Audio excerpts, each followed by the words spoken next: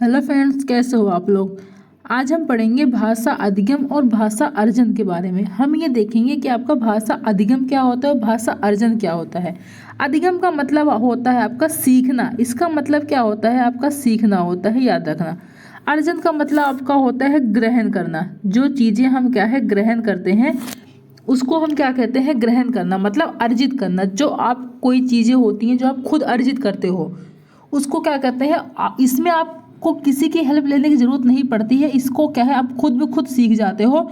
ऐसा नहीं है कि इसमें आपकी कोई हेल्प करता है तब सीखते हो। अर्जन का मतलब वही होता है कि हम चीज़ों को खुद अर्जित करते हैं। चाहे अगर हमें कुछ चीज़ बनाना हो या हमें कोई चीज़ सीखना हो, कोई सी भी चीज़ हो, वो हम क्या है खुद अर्जित करते हैं। किसी की हेल्प की ज़रूरत हमें नहीं पड़ती है।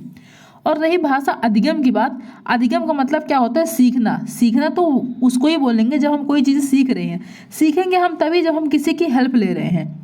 अगर आपको कोई चीज़ सीखनी है, कुछ बनाना सीखना है, या तो अपने पेरेंट्स की हेल्प लेते हो, या अपने दोस्तों की हेल्प लेते हो, अपने आस पड़ोस की हेल्प लेते हो, अपने समाज की हेल्प लेते हो, तो उसको क्या कहते हैं, हम सीखना कहते हैं। अर्जन को क्या कहते हैं।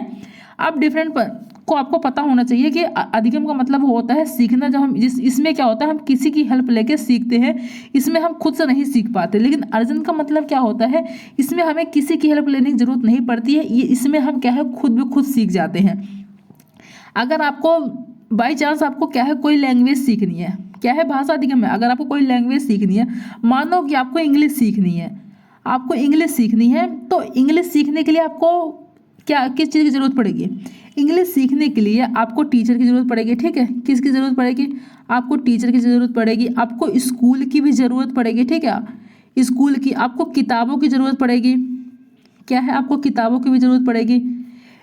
किताबों की जरूरत पड़ेगी आपको, स्कूल की, टीचर की, आपको कोचिंग की जरूरत पड़ेगी। क्योंकि क्या है, आपको इंग्लिश सीखनी है, इंग्लिश सीखना है, इंग्लिश स्पीकिंग करना है कि आपको बिल्कुल ऐसा सीखना है कि बिल्कुल आपको फराटेदार इंग्लिश आ जाए, बिल्कुल बोल पाओ किसी के सामने। अगर आपसे कोई बात कर रहा है इंग्लिश में, आप उसको बात कर पाओ, तो तभी तो सीखोगे। जब इसमें किस किस की जरूरत पड़ी, आपको टीचर की जरूरत पड़ी, स्कूल की जरूरत पड़ी, किताबों की जरूरत पड़ी, आपको कोचिंग की जरूरत पड़ी, आपको कहीं और जाके किसी और अपने दोस्तों से हेल्प लेना पड़ा कि हाँ आपके दोस्त कैसे बोल रहे हैं, या आपके समाज में कोई वो लड़का है, वो लड़की है, मतलब वो इतनी अच्छे से बोल रहा है, फिर उसके सामने आप उससे बातें करोगे, उससे सीखोगे। तो इन सब चीज़ों को इकट्ठा करके तब आपने क्या है अपनी इंग्लिश की लैंग्वेज सीखी। ये आपका हो गया सीखना।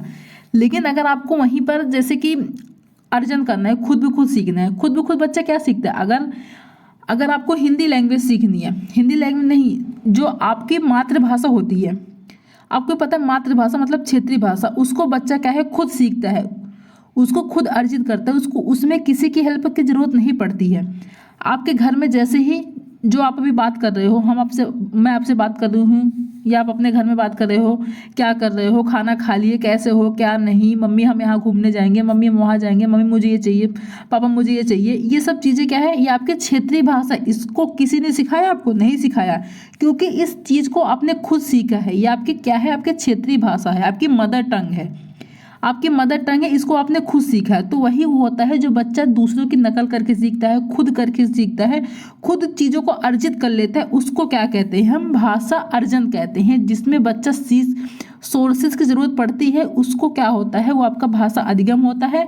इसमें क्या आपको सोर्सेज की ज़रूरत पड़ती है, मतलब टीचर, स्कूल, किताब, कोचिंग, इस सब की ज़रूरत पड़ती है, तो आपको भाषा अधिगम हो गया। अर्जन, इसमें किसी भी सोर्सेज की ज़रूरत नहीं पड़ती। इसमें ना आपको आपके टीचर की जरूरत पड़ेगी, ना स्कूल को, ना किताबों की, ना कोचिंग की, कहीं पर भी जाने की जरूरत नहीं पड़ेगी। इसको क्या है, आप खुद ही सीखते हो। कैसे सीखते हो, एक दूसरे को देखते हो, अपने घर में देखते हो, अपने आस समाज में देखते हो, सब जगह देखते हो, तब क्या है उन चीज़ों को आप सीख जाते हो। तो वो हमारा क्या होता है, भाषा अर्जन होता है। अब इसी चीज़ को मैंने आपको देखो बता दिया है बिल्कुल एक्सप्लेन करके। अब हम पढ़ते हैं बिल्कुल।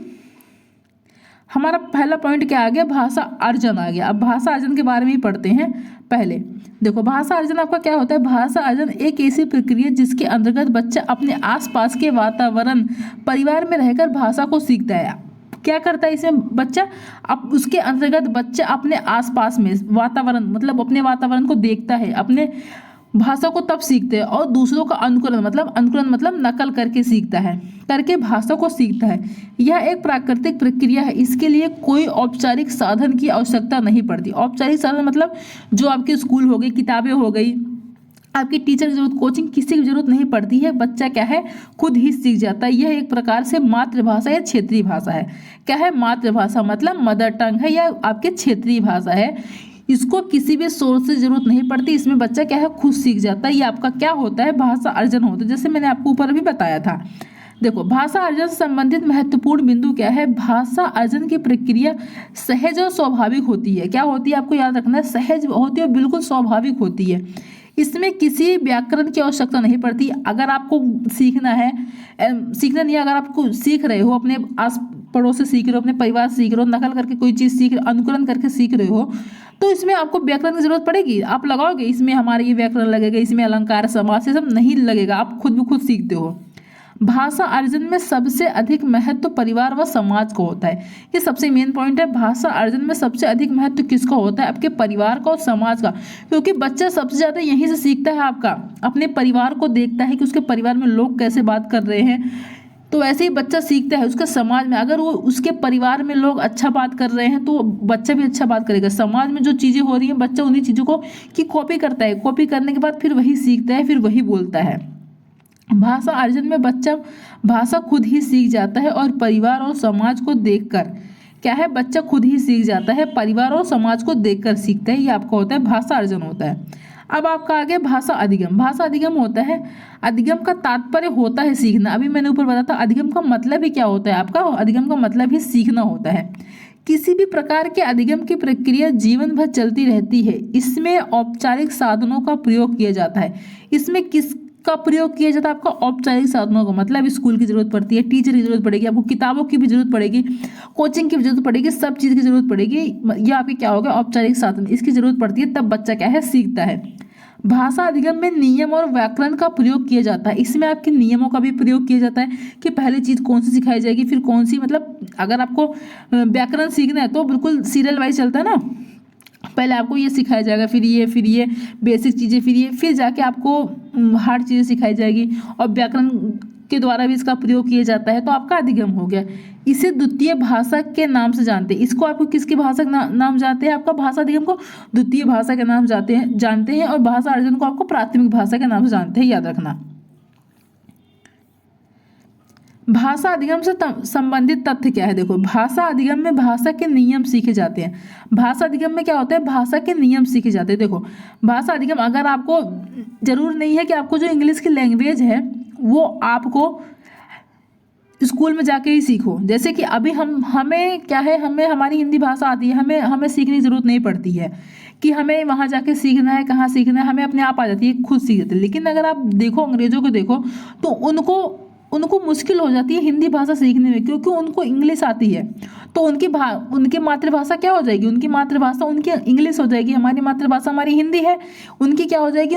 उनकी इंग्लिश हो जाएगी, सॉरी, उनकी क्या हो जाएगी? उनकी इंग्लिश हो जाएगी, और हमारी क्या हो जाएगी? हिंदी। तो उनको हिंदी सीखने के लिए किसकी सोच की जरूरत पड़ेगी? उनको हिंदी सीखने के लिए आपकी किताबों की जरूरत पड़ेगी, टीचर की, कोचिंग की, उनको इन सब चीज़ों की जरूरत पड़ेगी। और हमें इंग्लिश सीखने के लिए इन सब चीज़ों की जरूरत पड़ेगी, ठीक है। अब देखो, भाषा अधिगम औपचारिक शिक्षा के द्वारा किया जाता है। भाषा अधिगम क्या होता है? औपचारिक शिक्षा के द्वारा ही किया जाता है।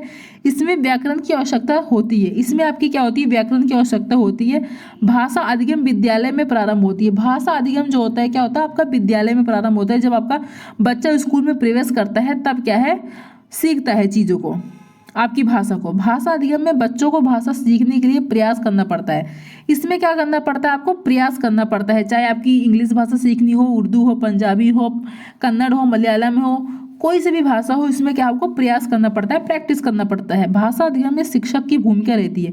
अभी मैंने आपको बताया था कि इसमें क्या होता है? शिक्षक की आपकी भूमिका रहती है। भाषा अधिगम में विद्यालय, पाठ्यक्रम, पाठ्य पुस्तकें, शिक्षण पद्धतियाँ आदि की भूमिका रहती है। मतलब भाषा अधिगम में विद्यालय की जरूरत पड़ती है, मैंने आपको बताया था, स्कूल की, पाठ्यक्रम की जरूरत पड़ेगी, पाठ्य पुस्तक मतलब किताबों की जरूरत पड़ेगी, इन सब चीज़ों की जरूरत पड़ती है आपको भाषा अधिगम सीखने के लिए। अब देखो, आपके क्या आ गए? अधिगम के प्रकार। अधिगम के कितने प्रकार है? देखो, क्रियात्मक अधिगम। क्रियात्मक अधिगम क्या होता है? क्रियात्मक अधिगम में सीखने के लिए क्रियाओं के स्वरूप और क्रियाओं की गति पर ध्यान दिया जाता है। इसमें क्या किया जाता है क्रियात्मक अधिगम में, कि क्रियात्मक अधिगम में सीखने के लिए क्रियाओं के किस पर जोर दिया जाता है? आपका क्रियाओं के स्वरूप मतलब क्रियाओं की गति पर ध्यान दिया जाता है। ये आपका क्या होता है, आपका क्रियात्मक अधिगम होता है।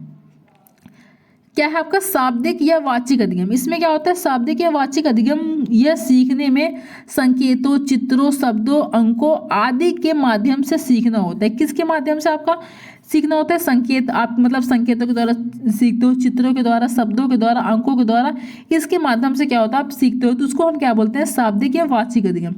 अब आपका आ गया विचारात्मक अधिगम। विचारात्मक अधिगम में क्या होता है, विचारात्मक अधिगम में व्यक्ति समाज में दैनिक जीवन अनुभवों को देखकर या सुनकर और विचार करके सीखता है। इसमें क्या करता है, जो बच्चा होता है, इसमें जो व्यक्ति होता है, बच्चा होता है, इसमें कैसे सीखता है, समाज के दैनिक जीवन क्या है, उनको अनुभवों को देखता है, सुनता है, फिर विचार करता है, फिर क्या है तब सीखता है। तो मतलब विचार करके सीखता है। तो आपका क्या हो गया, विचारात्मक अधिगम हो गया। अब आपका आ गया भाषा अधिगम और अर्जन के संदर्भ में विद्वानों के अपने अपने विचार। कुछ विद्वान हैं, उन्होंने क्या कहा है भाषा और अधिगम में, अपने अपने विचार है। देखो वाइगोत्स्की ने क्या कहा है, वाइगोत्स्की के अनुसार बच्चे अपनी भाषा समाज के साथ संपर्क बनाकर सीखता है। इनकी थ्योरी आती है, आपका क्वेश्चन पूछ जाता है कि जो समाज के साथ संपर्क बनाकर सीखता है वो किस मनोवैज्ञानिक ने कहा है। ऐसा क्वेश्चन पूछा गया आपका, किस जो बच्चा समाज के साथ संपर्क बनाकर भाषा को सीखता है वो किस मनोवैज्ञानिक ने कहा है। तो आपका आ जाएगा वाइगोत्स्की साहब ने कहा है कि जो बच्चा अपनी भाषा सीखता है वो समाज में रहकर उनके साथ इंटरेक्ट होकर उनके साथ संपर्क बनाकर सीखता है। ये आपके वाइगोत्स्की साहब ने कहा है। पियाजे के अनुसार इन्होंने क्या कहा है, भाषा अन्य संज्ञानात्मक तंत्रों की भांति परिवेश के साथ अंतः क्रिया के माध्यम से ही विकसित होती है। इन पियाजे सामने क्या कहा है, वाइगोत्स्की सामने आपके कहा है कि समाज के साथ संपर्क बना तब बच्चा सीखता है, लेकिन पियाजे साहब ने कहा है भाषा अन्य संज्ञानात्मक तंत्रों की भांति क्या होता है, परिवेश के साथ, इसमें तो परिवेश तो रहता ही है, साथ साथ अंतःक्रिया, मतलब बच्चा जो होता है वो खुद अंतःक्रिया के माध्यम से विकसित करता है, अंतःक्रिया के माध्यम से सीखता है। ये आपका किसने कहा है, आपका पियाजे साहब ने कहा है। चोम्स्की के अनुसार भाषा अर्जन की क्षमता बालकों में जन्मजात होती है। चोम्स्की ने क्या कहा है आपका, भाषा अधिगम की क्षमता बालकों में क्या होती है, जन्मजात होती है। मतलब वो जो बच्चा होता है वो भाषा अर्जन होता है वो खुद ही सीख कर आता है।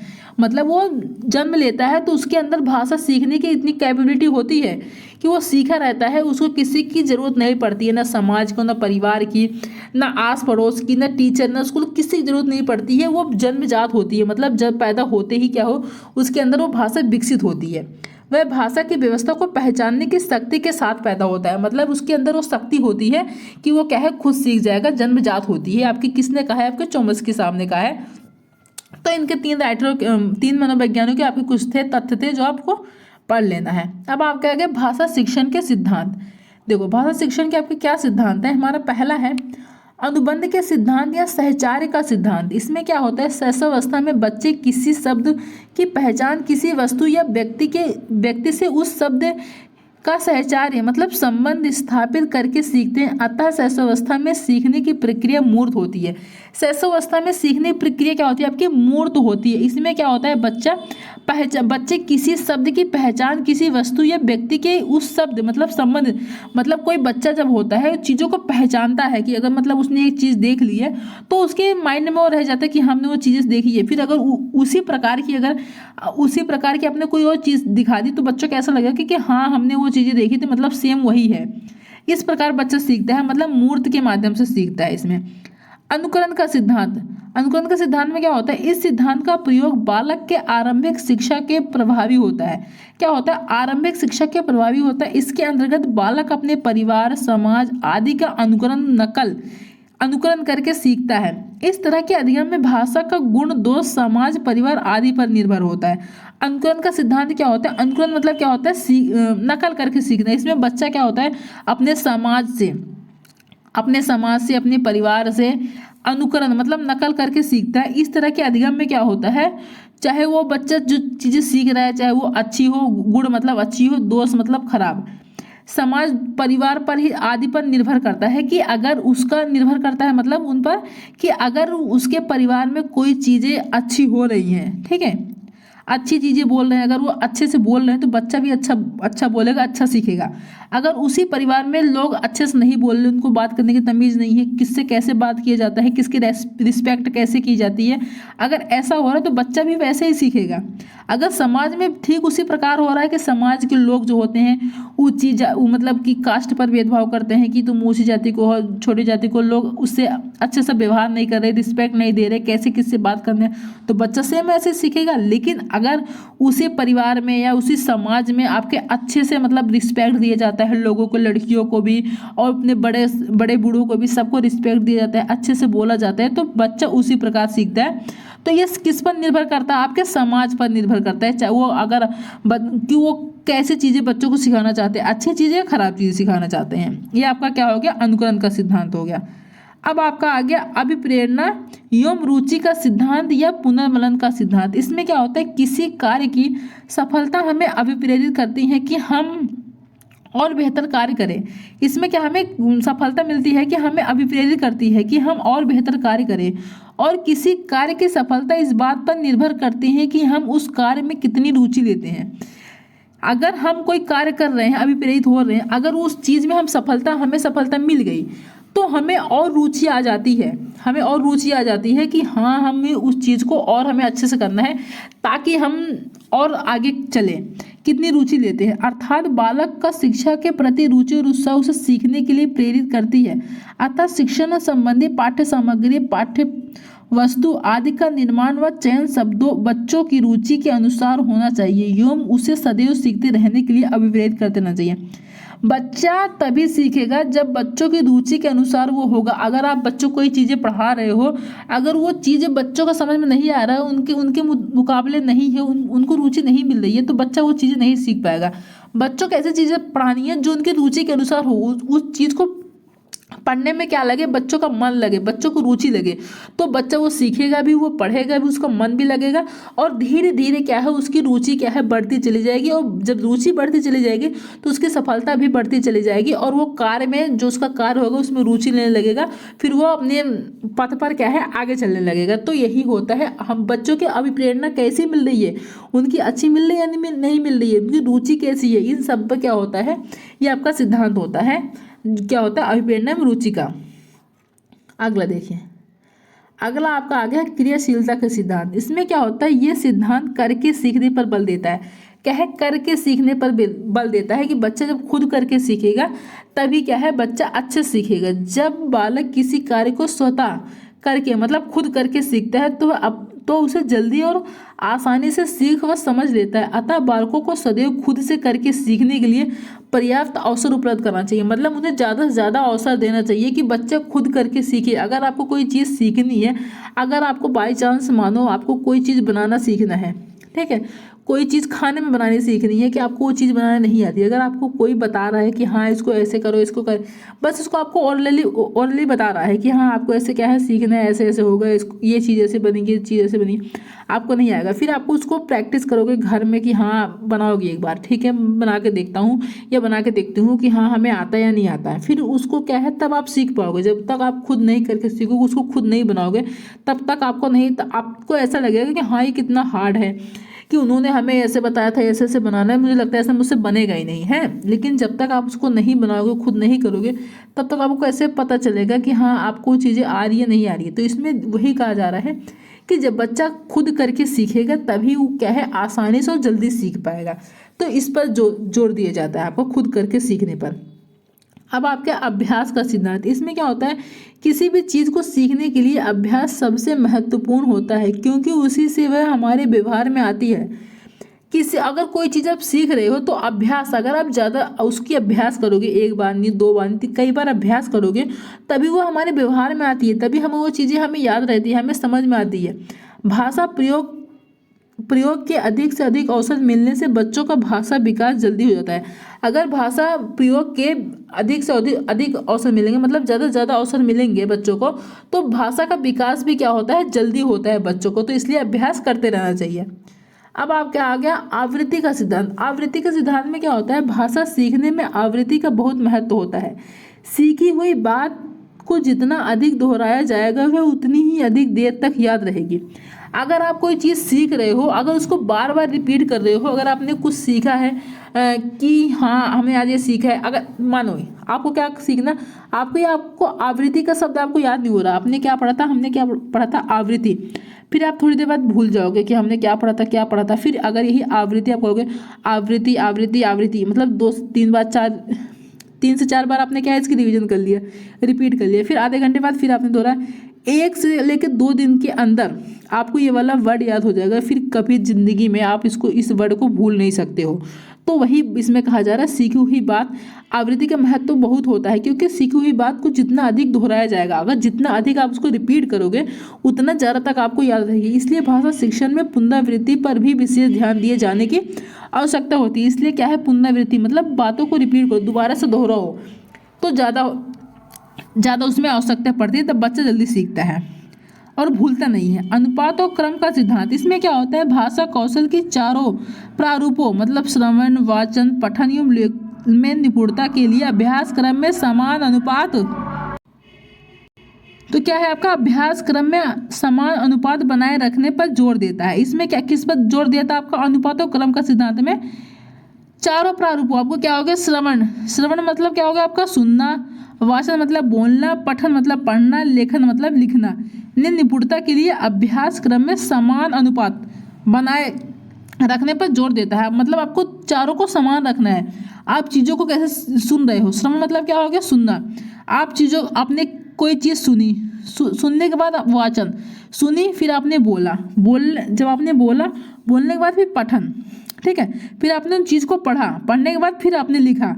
तो क्या होता है, अगर इन चारों चीज़ों का मिक्स करके मतलब चलोगे, बिल्कुल क्रम में बनाओगे, तब क्या है बिल्कुल अच्छे से सीख पाओगे। आपने कोई चीज़ सुनी, श्रवण किया, सुनी, फिर आपने बोला, फिर आपने पढ़ा, फिर आपने लिखा। तब अगर आप ये सोचोगे कि हाँ आपने सुना नहीं, ठीक है, आपने लिखने लगो, आपने कोई चीज़ नहीं सुनी, डायरेक्ट लिखने लगोगे, लिख पाओगे नहीं। अगर चारों का कॉम्बिनेशन सही से नहीं रहेगा, बिल्कुल क्रम से नहीं रहेगा, तो कैसे सीख पाओगे, नहीं सीख पाओगे। तो इसमें कहा गया अनुपात और क्रम का सिद्धांत होना चाहिए।